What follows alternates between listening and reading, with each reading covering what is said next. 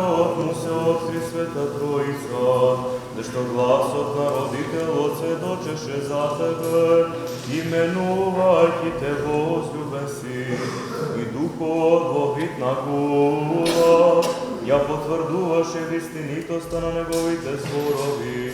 Христе Боже, кој се јави, светот го просветли, слава Ти.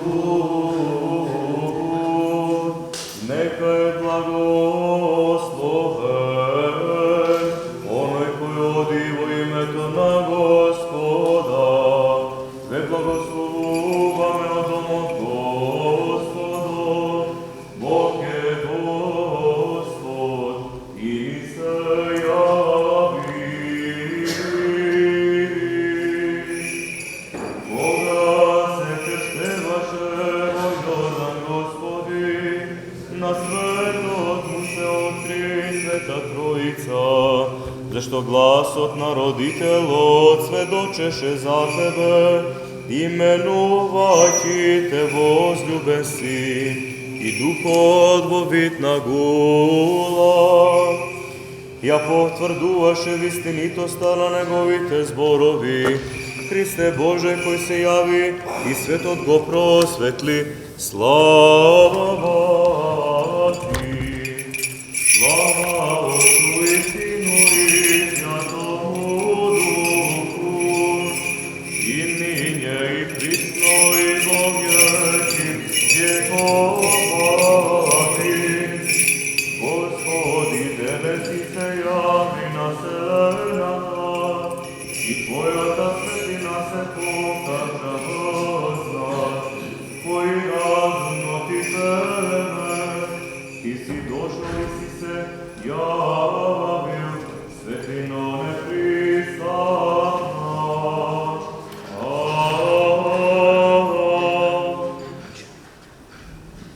Да се помолиме на Господа.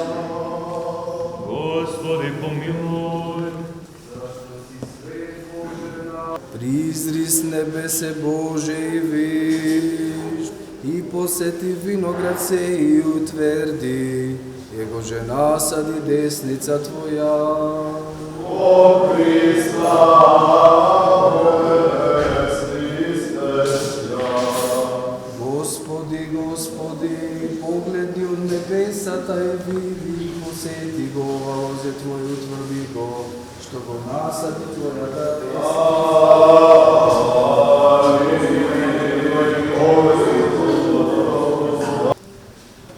На нашиот троичен Бог, Отецот, Синот и Светиот Дух.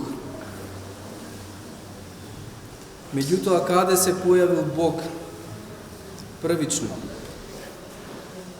Каде го основал својот пат и вистина и живот? Забележуваме дека не го основал некаде меѓу урбаните средини. Не го основал, не го трасирал, не го основоположил, не го покажал некаде меѓу филозофските средини, таму каде што се дискутира, таму каде што се развива дискурсот на философијата, на архитектурата, на енергетиката, на екологијата, на правото. А бидејќи и самиот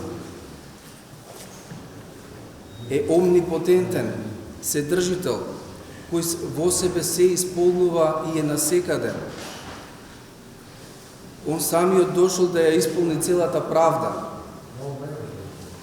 Не ја покажал и не ја докажувал никаде таму каде што се развива дискурсот на философите, туку онаму каде што се говори за покаянието.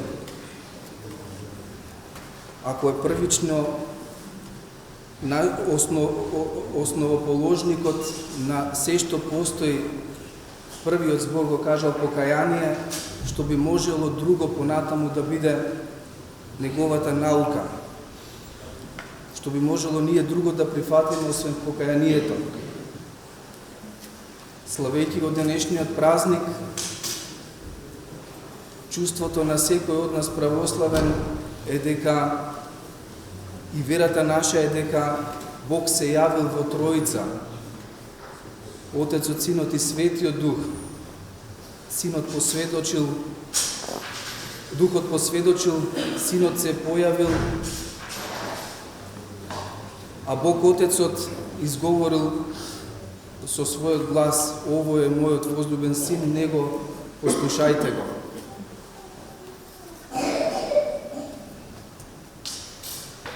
Иако нешто што е најматеријалистички во овој свет, водата, има своји идеалистички основи. Таа е материја која што е присутна насекаде. И ако земеме во воздухот што го дишеме, во тој 1% каде што се кохерентно поврзани хелиумот, јаглеродиоксидот, исто така и водородот.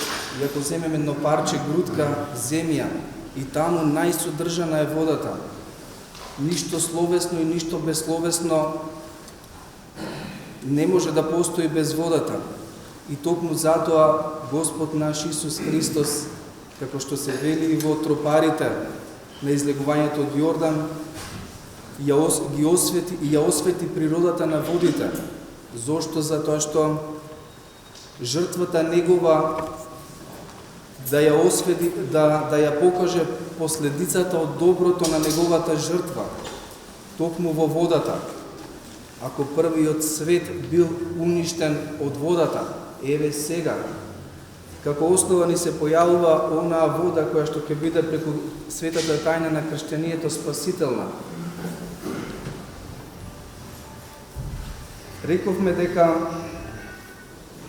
дека првично Бог ни се појавува токму во својата проповед, токму таму каде што неговиот претходник, кој го најавувал доаѓањето Христово, светиот пророк претечата, крстителот Јован, говорил за покаяние. Меѓутоа, оној кој што е безгрешен, кој што во него нема грев, се појавил како грешник меѓу сите. Зошто? За да го отвори патот на небесата, за неговиот Бог Отец да посведочи дека овој е мојот возлюбен син. И токму така, смирението, кротоста, понизноста, антитетската појава на тоа што Господарот, Создателот на се ја наведнува својата глава пред слугата свој. И ова е многу голема поука за денешните владетели. Иако повеќето се сурови, повеќето се тирани во своите режими, треба да се поучат од тоа дека сервис, слуга е оно што владее над својот народ, за да го подобри, да го олесни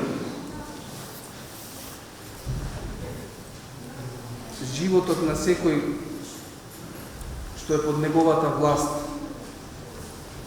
Меѓутоа, ете, таква е желбата, таква е тенденцијата на политичарот да владее без да служи,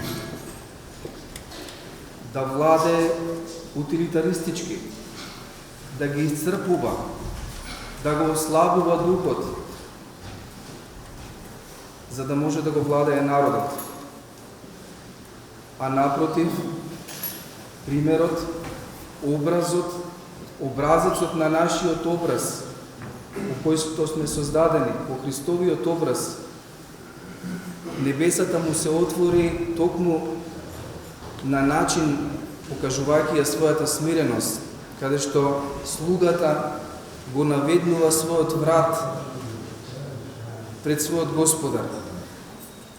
И еве во оваа сцена, кога светиот Јован Крстител приоѓа кон него Создателот на се, трепери неговата рака која што треба да ја положи и да го крсти во реката Јордан. Ти ли при мене доаѓаш? Но Господ му вика, остави сега тоа. Дојден сум за да ја исполнам секоја правда. Овие зборови, покајте се, не се обични зборови. Не се зборови на претходните пророци, не се зборови на ангел. Овие зборови се на самиот Создател, Бог, Господ наш Исус Христос. И овие зборови ние денес ги чувме, ги слушнавме во Евангелието. Овие зборови не се само за неговите современици во Израилот, ниту на околните места, ниту на околните региони и држави. Овие зборови се за времињата, за вековите, предходно и потоа, пред и по раѓањето Христово, пред неговото воплотување. Не е залудно она што Бог заповедал. Никој од нас православните не треба да го перципираме како детерминизам. Напротив, ограничувањето е да се исполни доброто.